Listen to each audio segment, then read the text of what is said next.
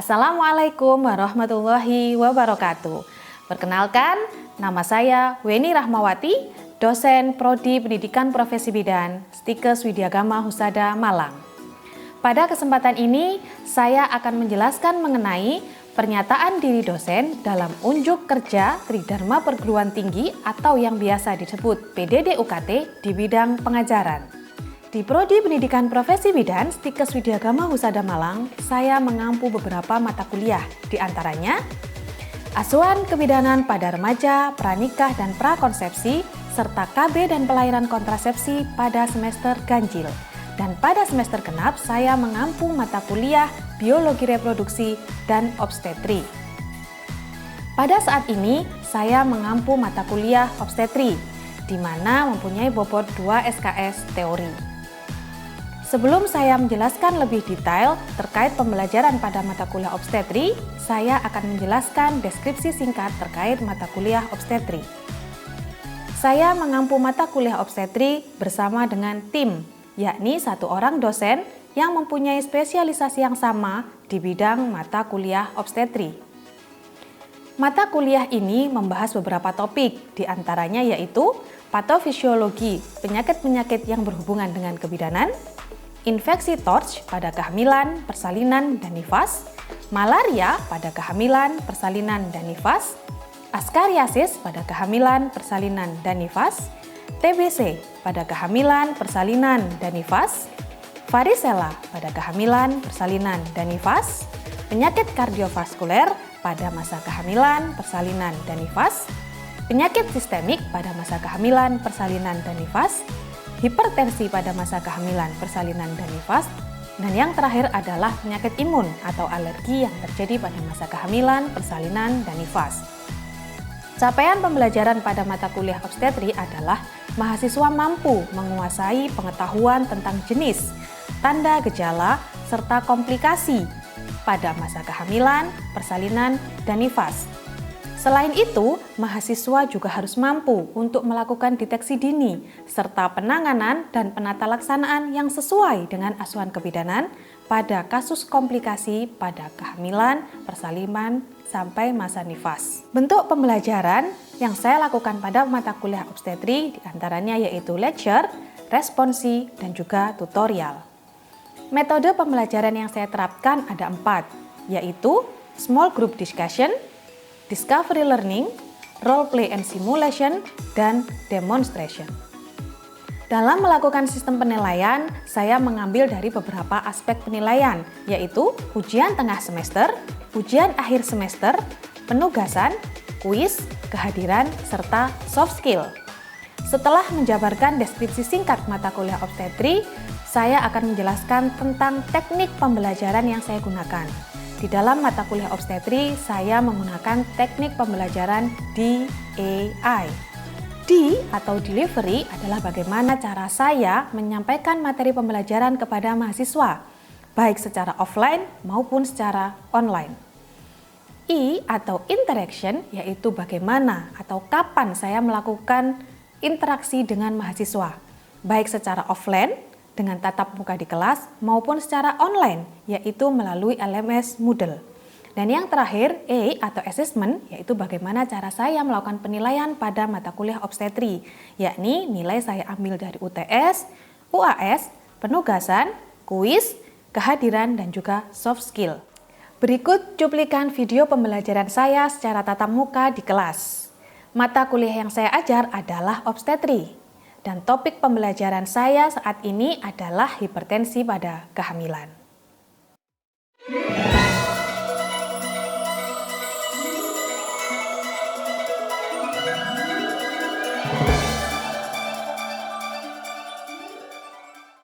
Assalamualaikum warahmatullahi wabarakatuh. Waalaikumsalam warahmatullahi wabarakatuh. Selamat pagi semuanya. Selamat pagi, Bu. Bagaimana kabar hari ini? Baik. Alhamdulillah baik ya. Jadi hari ini kita akan belajar lagi terkait mata kuliah obstetri, gitu ya. Jadi hari ini materi kita yaitu tentang hipertensi dalam kehamilan. Sebelumnya minggu lalu kita belajar tentang diabetes mellitus. Diabetes mellitus. Oke, kemarin kita sudah belajar tentang diabetes mellitus pada kehamilan. Kemudian tanda gejalanya seperti apa gitu ya, komplikasinya seperti apa. Kemarin komplikasinya pada bayi seperti apa? Makrosomia. Jadi makrosomia itu adalah bayi yang dilahirkan dengan berat badannya lebih dari 4.000 gram gitu ya, terlalu besar. Kemudian juga ada risiko hipoglikemi, yaitu bayinya lahir dengan kadar gula darahnya yang rendah. Kemudian kalau pada ibu apa? Hipertensi dan preeklamsia. Oke, diabetes itu komplikasinya nanti bisa menjadi hipertensi dan juga preeklamsia. Maka dari itu hari ini kita akan belajar tentang hipertensi dalam kehamilan. Tapi sebelumnya saya akan melakukan presensi terlebih dahulu ya. Iya, Bu.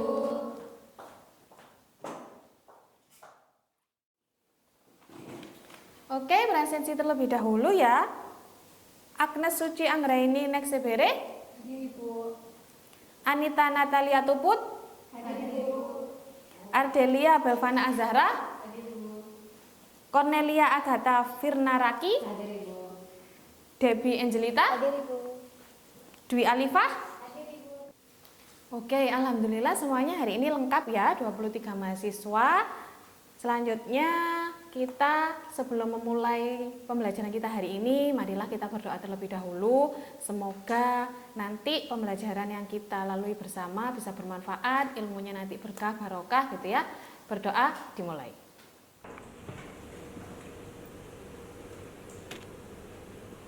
Berdoa selesai.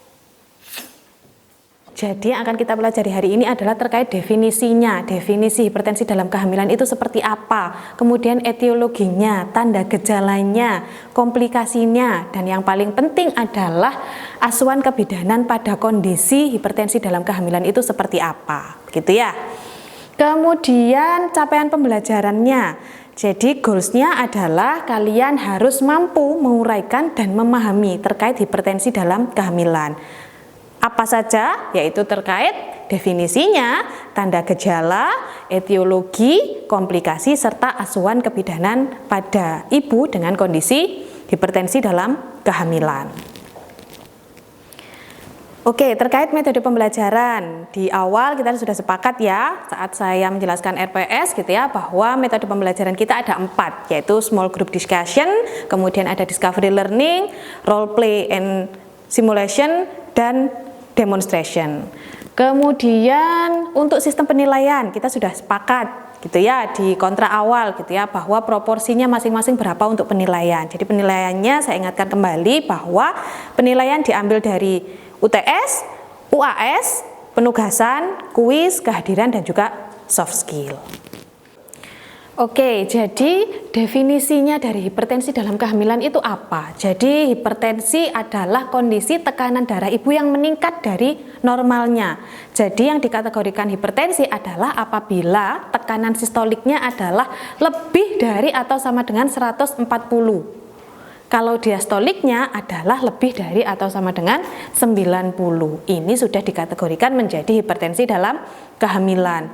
Nah, kenapa kita harus aware, kita harus waspada terhadap hipertensi dalam kehamilan, gitu ya? Karena hipertensi dalam kehamilan ini merupakan salah satu penyebab terbanyak, gitu ya, dari angka kematian ibu. Kita tahu sendiri angka kematian ibu di Indonesia masih sangat tinggi, dan penyebab langsungnya 3 terbesar, salah satunya adalah karena hipertensi dalam kehamilan, disusul dengan perdarahan dan juga infeksi. Oleh karena itu, kita sebagai bidan harus waspada terhadap hipertensi dalam kehamilan ini. Penyebabnya itu apa sih hipertensi dalam kehamilan itu belum diketahui secara pasti. Beda kalau kemarin diabetes gitu ya. Masalahnya kalau diabetes itu karena kadar insulinnya, nggak tahu itu karena resisten atau karena masalah di tubuhnya gitu ya, sehingga insulinnya tidak bisa mengcover keadaan glukosa seperti itu. Kalau dalam hipertensi dalam kehamilan belum ada teori pastinya penyebabnya seperti apa. Nah, jadi etiologinya atau beberapa teori yang bisa mendukung kejadian hipertensi dalam kehamilan itu ada 5. Yang pertama adalah iskemia plasenta. Jadi kalau kita ketahui, kita sudah belajar di biologi reproduksi gitu ya, secara fisiologisnya bahwa dalam kehamilan itu ada proses yang namanya remodeling arteri spiralis atau perubahan dari arteri spiralis, atau perubahan dari pembuluh darah kecil yang ada di uterus. Seperti itu. Teori yang kedua adalah radikal bebas. Jadi kalau tadi hipoksia terus-menerus gitu ya, akan memicu keluarnya zat-zat toksik seperti sitokin. Nah, apabila zat sitokinnya meningkat, maka akan memicu terjadinya radikal bebas. Kalau ada radikal bebas, maka akan mengakibatkan stres oksidatif. Apa itu stres oksidatif? Stres oksidatif adalah kondisi ketidakseimbangan antara oksidan dan juga antioksidan. Oke, selanjutnya adalah klasifikasi dari hipertensi, gitu ya. Jadi hipertensi dalam kehamilan ini diklasifikasikan menjadi 4. Yang pertama adalah hipertensi kronis. Apa itu hipertensi kronis? Jadi hipertensi kronis ini adalah hipertensi yang terjadi sebelum kehamilan. Jadi sebelum ibunya hamil, ibunya sudah teridentifikasi menderita hipertensi. Atau hipertensi yang terjadi sebelum usia kehamilannya 20 minggu. Dan hipertensinya akan tetap menetap pada ibu meskipun setelah 12 minggu postpartum. Gitu ya. Itu adalah definisi dari hipertensi kronis. Yang kedua adalah preeklamsia. Apa itu preeklamsi? Preeklamsi adalah hipertensi yang terjadi pada kehamilan di atas 20 minggu. Dan ada proteinuria atau ada tanda-tanda perburukan dari organ. Gitu ya. Tanda-tandanya kalau preeklamsia adalah ada proteinuria atau ada perburukan dari organ. Tanda-tanda perburukan dari organ apa saja? Mungkin adanya trombositopenia. Ya, jadi trombositnya menurun atau peningkatan dari kadar kreatinin. Seperti itu. Oke, yang ketiga adalah hipertensi kronik dengan superimpos preeklamsi. Jadi dia itu hipertensi kronik terjadinya sebelum usia kehamilan 20 minggu, tapi ada tanda-tanda seperti preeklamsi, yaitu proteinuria dan perburukan dari organ. Nah, yang terakhir adalah diabetes gestasional. Apa itu diabetes gestasional? Jadi kalau diabetes gestasional itu adalah hipertensi yang terjadi di atas usia kehamilan 20 minggu, tapi tidak ada tanda-tanda proteinuria maupun tanda-tanda perburukan dari organ, gitu ya. Ini adalah 4 klasifikasi dari hipertensi dalam kehamilan, gitu ya. Kemudian faktor risikonya pada hipertensi dalam kehamilan itu seperti apa? Jadi yang pertama adalah primigravida. Primigravida adalah orang yang pertama kali hamil, gitu ya. Angka kejadian hipertensi dalam kehamilan pada primigravida jauh lebih banyak daripada di multigravida. Kenapa? Gitu ya. Berdasarkan teori gitu ya, kenapa pada primi itu kok angkanya lebih meningkat? Karena ada faktor stres di situ. Ibu hamil pertama kali dia akan jauh lebih stres dalam menghadapi kehamilan dan juga persalinannya daripada orang-orang yang sudah berpengalaman, daripada yang multigravida seperti itu. Nah, pada kondisi stres, maka hormon kortisolnya akan meningkat. Karena peningkatan hormon kortisol ini maka akan meningkatkan curah jantungnya sehingga tekanan darahnya juga akan berubah gitu ya, cenderung menjadi hipertensi. Kemudian yang kedua adalah usia yang ekstrim, usianya kurang dari 20 tahun ibu hamilnya. Kenapa? Karena kita tahu sendiri bahwa kalau kurang dari 20 tahun maka perkembangan organnya juga belum sempurna. Kalau di atas 35 tahun itu sudah masuk memang kategori resiko untuk ibu hamil, sehingga komplikasinya jauh akan lebih banyak, termasuk salah satunya nanti beresiko menjadi hipertensi dalam kehamilan. Yang ketiga adalah hiperplasentosis. Apa itu hiperplasentosis? Hiperplasentosis itu adalah kondisi di mana plasenta jauh lebih besar dan jauh lebih berat daripada ukuran normal plasenta. Biasanya kasus-kasus hiperplasentosis ini terjadi pada kehamilan gemeli, kemudian pada kehamilan mola hidatidosa, kemudian juga bisa pada bayi-bayi yang dilahirkan menjadi makrosomia, gitu ya. Jadinya terjadi hiperplasentosis. Kemudian ada riwayat preeklamsi atau hipertensi di kehamilan sebelumnya. Kalau pada kehamilan sebelumnya ibu mengalami hipertensi dalam kehamilan maupun preeklamsi, maka di kehamilan sekarang resikonya meningkat menjadi 5-8 kali. Kemudian yang terakhir adalah ada riwayat penyakit sebelum hamil. Riwayat apa? Mungkin obesitas, tadi diabetes gitu. Ada penyakit gagal ginjal, maka resikonya jauh akan lebih meningkat. Kemudian selanjutnya adalah gejala klinisnya seperti apa? yang biasanya dikeluhkan oleh pasien dengan hipertensi dalam kehamilan, yang pertama adalah nyeri di kepala, gitu ya, pusing pasiennya datang-datang. Kemudian ada edema, biasanya ada ekstremitas bagian bawah, odem. Kemudian pandangan pasiennya kabur, ada nyeri di ulu hati, kemudian juga ada perdarahan dari hidung, dan juga biasanya disertai dengan mual muntah karena tekanan darahnya yang tinggi. Kemudian selanjutnya adalah ada trombositopenia, jadi kadar trombositnya menurun, kurang dari 100.000 kadarnya. Kemudian ada peningkatan dari kreatinin, kreatininnya lebih dari 1,1 mg per dl.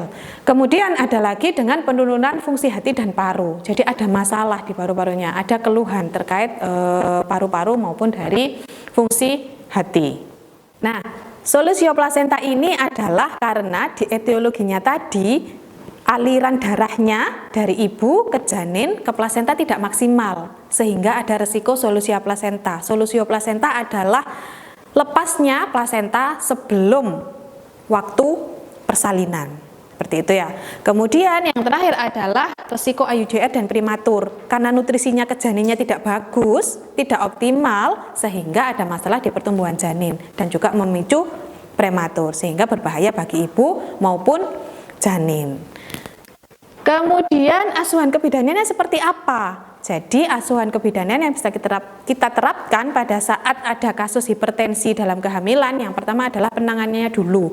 Kalau pasien datang sudah terdiagnosa hipertensi dalam kehamilan, maka kita harus berkolaborasi dengan dokter, karena pasiennya harus mendapatkan obat antihipertensi, gitu ya. Tugasnya kita sebagai bidan apa? Tugasnya kita adalah kita melakukan pemantauan pada ibunya. Kita harus memastikan ibunya setelah diberikan obat antihipertensi, apakah tekanan darahnya sudah stabil atau tidak, atau tambah meningkat. Kalau misalkan preeklamsi, apakah setelah kita tes, setelah diberikan obat, ternyata kadar proteinurianya tambah lebih meningkat, yang awalnya +1 menjadi +2 atau +3, seperti itu ya. Itu adalah tugasnya kita. Kita harus melakukan pemantauan yang ketat kepada ibu, supaya tidak bisa mengarah ke komplikasi, seperti itu. Kemudian yang kedua adalah pemberian MGSO4. Jadi pada pasien preeklamsi, untuk mencegah mengarah pada eklamsi, maka akan diberikan magnesium sulfat atau MGSO4 untuk mencegah terjadinya kejang. Nah, sebagai pencegahan apa saja? Jadi harapannya kalau ada pasien yang datang pertama kali gitu ya, ANC ke kita sudah harus memberikan KIE terkait pencegahan dari hipertensi ini. Apa saja yang bisa dilakukan? Yang pertama, pemeriksaan rutin kita sampaikan ke ibunya. Ibu, minimal gitu ya, meskipun dalam satu kehamilan ANC minimalnya adalah 4 kali, kita sounding ke ibunya, kita berikan KIE bahwa pemeriksaan bisa dilakukan 1 bulan sekali, paling tidak adalah untuk memantau tekanan darah dan kondisi lain dari tubuh ibu. Kemudian kita berikan KIE juga kalau merasakan tanda dan gejala preeklamsi, segera datang, gitu ya. Kemudian yang kedua adalah olahraga teratur. Kenapa perlu olahraga? Tadi faktor risikonya salah satunya adalah kondisi pasien sebelumnya. Kenapa tadi? Obesitas, gitu ya. Jadi diharapkan dengan olahraga yang teratur, maka risiko obesitasnya juga akan menurun. Diet sehat juga seperti itu. Kalau pasiennya diet sehat, maka pasiennya juga tidak akan obesitas dan juga risiko dari diabetes juga tidak ada, sehingga tidak bisa mengarah ke hipertensi dalam kehamilan. Selanjutnya adalah pengelolaan stres. Tadi ya, karena hormon kortisolnya meningkat, maka peningkatan curah jantung. Jadi harapannya kalau kita mengarahkan pasien dengan pengelolaan stres yang baik, maka tidak akan sampai mengarah pada hipertensi, gitu ya. Pengelolaan stresnya seperti apa? Rilis stresnya, mungkin bisa kalian kalau kehamilannya sudah lanjut, kalian bisa ajarkan yoga atau rilis stres yang lain dari aromaterapi atau seperti apa ya. Kemudian yang terakhir adalah asupan antioksidan. Tadi di etiologi yang kedua kan radikal bebas ya. Kalau terjadi adanya radikal bebas, nanti akan mengarah ke stres oksidatif. Stres oksidatif tadi adalah ketidakseimbangan antara oksidan dan antioksidan. Maka dari itu kita memberikan asupan antioksidan supaya tetap seimbang dan tidak terjadi stres oksidatif. Nah, salah satu antioksidan yang bisa diberikan adalah EVO. EVO adalah extra virgin olive oil atau minyak zaitun yang murni, gitu ya. Jadi terkait EVO ini saya melakukan penelitian sebelumnya, gitu ya, mulai di tahun 2020 dan sudah ada publikasi di 4 jurnal internasional maupun jurnal nasional terakreditasi bahwa EVO ini bisa mencegah preeklamsia. Jadi harapannya bukan pada saat pasien sudah terindikasi hipertensi, maka sebelumnya sebagai bentuk pencegahannya adalah sudah diberikan EVO, gitu ya, karena dari hasil penelitian sudah terbukti bahwa EVO efektif untuk pencegahan dari preeklamsia. Meskipun harus ada penelitian lebih lanjut lagi, karena saya penelitiannya baru di tikus. Kedepannya saya akan melakukan penelitian lebih lanjut kepada manusia secara langsung. Oke, itu adalah materi kita terkait hipertensi dalam kehamilan. Apakah ada pertanyaan? Silakan. Oke. Ini Bu, saya mau nanya, apakah preeklamsia itu bisa disembuhkan dengan pengobatan ya? Oke, apakah preeklamsia bisa disembuhkan dengan pengobatan? Jawabannya adalah tidak, begitu ya. Karena preeklamsia ini tadi sebabnya aja belum pasti, dan cara satu-satunya untuk mengobati preeklamsia adalah dengan persalinan. Tadi karena masalahnya kan ada di pembuluh darahnya, si arteri spiralisnya, gitu ya, yang menjadikan suplai aliran darahnya dari ibu ke janinnya tidak maksimal. Oleh karena itu, cara satu-satunya untuk menyembuhkan preeklamsia adalah dengan melahirkan bayinya, sehingga sudah tidak ada masalah lagi untuk bayi maupun pada ibunya, gitu ya. Bagaimana? Apakah sudah bisa dipahami? Jelas Bu. Kasih. Sama-sama. Silahkan, ada lagi yang ingin bertanya? Saya Ibu. Oke, silahkan. Ibu izin bertanya. Misalnya ada pasien yang sebelumnya belum pernah ANC sama sekali. Kemudian usia datang ke UK di usia kehamilan 28 minggu. Nah, setelah pemeriksaan tekanan darahnya 150/100. Nah, bagaimana diagnosisnya Ibu? Apakah termasuk klarifikasi yang mana? Oke, jadi kalau ternyata pasiennya itu sama sekali belum pernah melakukan pemeriksaan, gitu ya, datang-datang sudah kehamilan 28 minggu, kemudian dicek tadi 150, gitu ya, itu kategorinya masuk mana? Jadi yang harus kita pastikan adalah pemeriksaan lanjutnya apakah ada proteinuria di situ, gitu ya, untuk membedakan. Kalau misalkan pasiennya ternyata tekanan darahnya tinggi tanpa ada proteinuria dan perburukan dari organ lain, berarti klasifikasinya adalah hipertensi kronis dan hipertensi gestasional. Kalau misalkan ada proteinuria, berarti kategorinya adalah preeklamsia atau superimpos preeklamsi, gitu ya. Makanya kita harus membedakannya dari ada tidaknya proteinuria tadi. Untuk kedepannya selanjutnya adalah kita pasti kolaborasi dengan dokter, gitu ya, untuk melakukan pemantauan pada ibu. Seperti itu. Apakah bisa dipahami? Sudah Ibu, terima kasih. Oke. Untuk selanjutnya apakah ada pertanyaan lain? Sudah? Tidak ada? Cukup. Oke. Kalau cukup, hari ini siapa yang bisa memberikan resum perkuliahan kita hari ini? Ibu. Silahkan Tia. Nah, jadi resumnya itu adalah hipertensi dalam kehamilan itu adalah tekanan darah lebih dari 140/90 mmHg. Nah, yang dimana itu terjadi selama pada kehamilan. Nah, ada 4 klasifikasi. Yang pertama itu adalah hipertensi kronis. Yang kedua adalah preeklamsia. Yang ketiga itu ada hipertensi gestasional. Nah, yang keempat atau yang terakhir itu adalah hipertensi kronis dengan superset dan preeklamsia. Nah, di mana tanda gejalanya itu seperti sakit kepala dan penanganannya itu sering kabur, ada juga odem dan juga ada nyeri pada ulu hati Ibu. Baik Ibu, itu aja untuk resumnya. Terima kasih. Oke, terima kasih resumnya Tia. Jadi kita ingat bersama lagi ya. Jadi tadi yang dinamakan hipertensi dalam kehamilan adalah apabila tekanan diastoliknya 150/140. Lebih dari atau sama dengan 140. Diastoliknya? Lebih atau sama dengan 90. Kalau klasifikasinya ada berapa? 4. Yang pertama? Hipertensi kronis. Kedua? Preeklamsia. Yang ketiga? Hipertensi kronis dengan post preeklamsia. Yang keempat? Hipertensi gestasional. Oke, jangan lupa ya diingat-ingat apa itu terkait hipertensi dalam kehamilan. Seperti itu ya. Kemudian jangan lupa dibuka moodle-nya untuk menyelesaikan kuis. Kuisnya saya tunggu hari ini maksimal dikerjakan jam 15.00 ya. Jangan sampai ada yang terlewat karena itu merupakan bagian dari penilaian.